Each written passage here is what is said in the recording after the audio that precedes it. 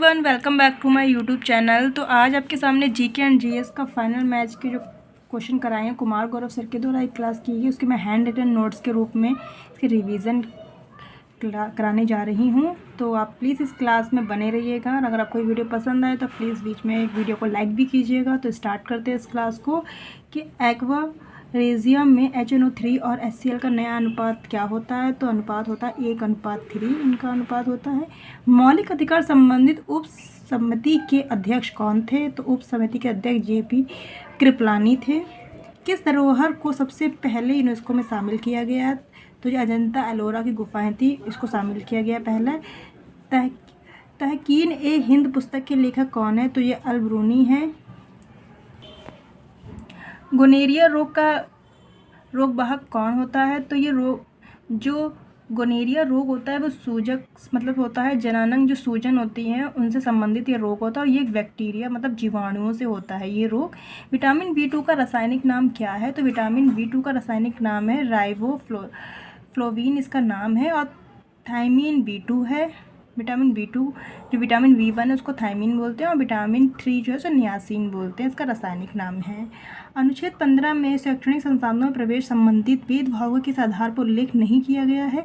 तो निवास स्थान का उल्लेख नहीं किया गया। आर्टिकल 15 में 5 आधार है, धर्म, जाति, वंश, लिंग और जन्म स्थान ये शामिल है, लेकिन निवास स्थान इसमें शामिल नहीं है।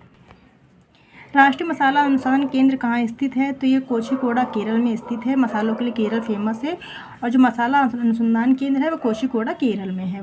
भारत में सर्वाधिक साक्षरता वाला केंद्र शासित प्रदेश कौन है। तो प्रदेश का केंद्र शासित जो प्रदेश है वो लक्षद्वीप है और स्टेट की बात की जाए तो वो केरल है।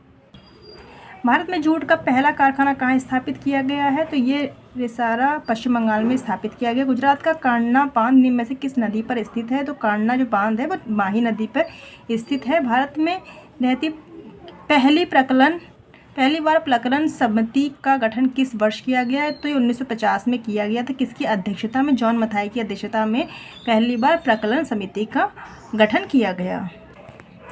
कौन राष्ट्रीय उद्यान यूनेस्को में विश्व धरोहर में शामिल नहीं है। तो नामदफा राष्ट्रीय उद्यान जो अरुणाचल प्रदेश में है ये शामिल नहीं है यूनेस्को विश्व धरोहर में।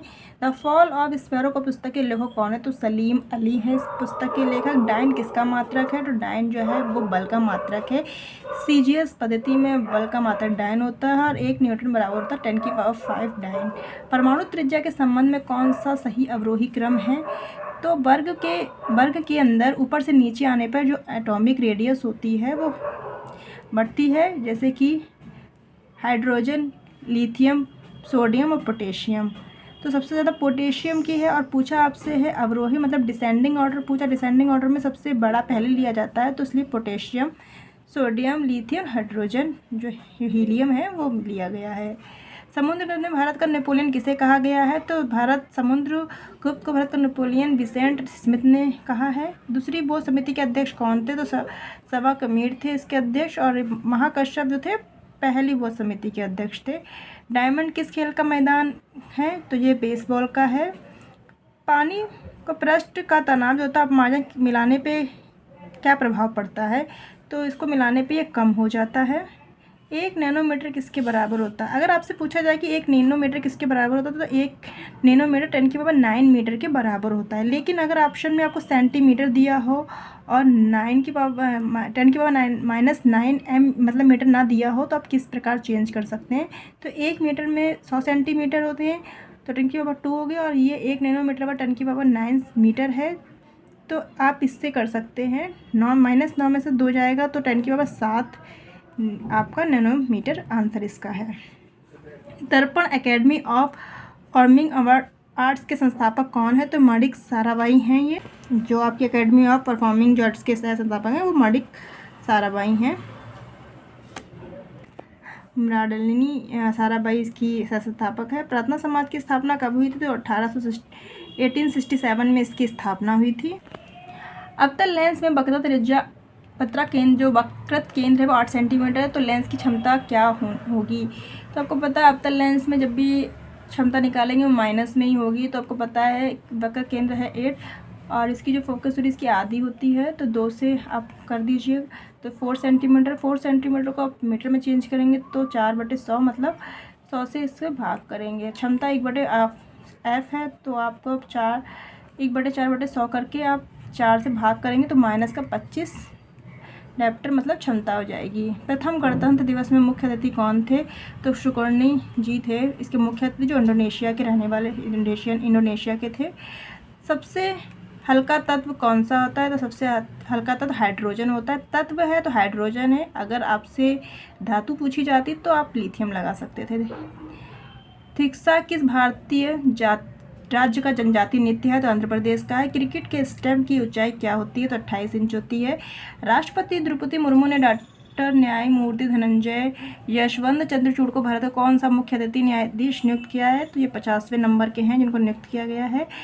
मई 2020 में किस दिन में अंतर्राष्ट्रीय चाय दिवस के रूप में मनाया गया था? तो ये 21 मई को मनाया जाता आपका चाय दिवस। और भारत के किस केंद्र शासित प्रदेश में बेस्टिल दिवस मनाया गया? तो ये बेस्टिल दिवस जो पुडुचेरी में मनाया गया था। पूर्वजों की आराधना वाले त्योहार में दम में फी इनमें से किस राज्य में मनाया जाता है? तो ये आसाम में मनाया जाता है। पहले पद्म विभूषण प्राप्तकर्ता कौन थे? तो ये सत्येंद्र नाथ बोस जी थे। एससीओ का सदस्य कौन नहीं है? तुर्कमेनिस्तान सदस्य नहीं है एससीओ का। भारतीय खाद्य निगम की स्थापना कब हुई थी? तो ये 14 जनवरी 1965 में हुई थी। मलेशिया में आयोजित मार्डेका टूर्नामेंट में मेडेका नाम का क्या अर्थ है? तो स्वतंत्रता है। भरतनाट्यम के लिए पद्मश्री पुरस्कार जीतने वाले पहले ट्रांस महिला कौन थी? तो यह नर्तंगी नटराज थी। स्टेट फ्रॉम द आर्ट निम्नलिखित में से किस प्रसिद्ध व्यक्तित्व आत्मकथा है? तो ये कपिल देव। तो आपकी स्टेट फ्रॉम द हार्ट जो है आत्मकथा वो कपिल देव की। भारत में जनगणना अधिनियम किस वर्ष का है? तो 1948 का है। 100वां संशोधन अधिनियम 1915 द्वारा किस पड़ोसी देश और भारत की सीमा की पुष्टि की गई थी? जो बांग्लादेश है की पुष्टि की गई थी। शराबबंदी संविधान के किस अनुच्छेद में निर्देशित है? तो आर्टिकल 47 में निर्देशित है। जब बैरोमीटर की रीडिंग अचानक कम हो जाती है तो यह इसका संकेत देता है, मतलब आंधी वगैरह आने लगती है इसका, अगर बैरोमीटर जो है रेटिंग अचानक कम हो जाए तब।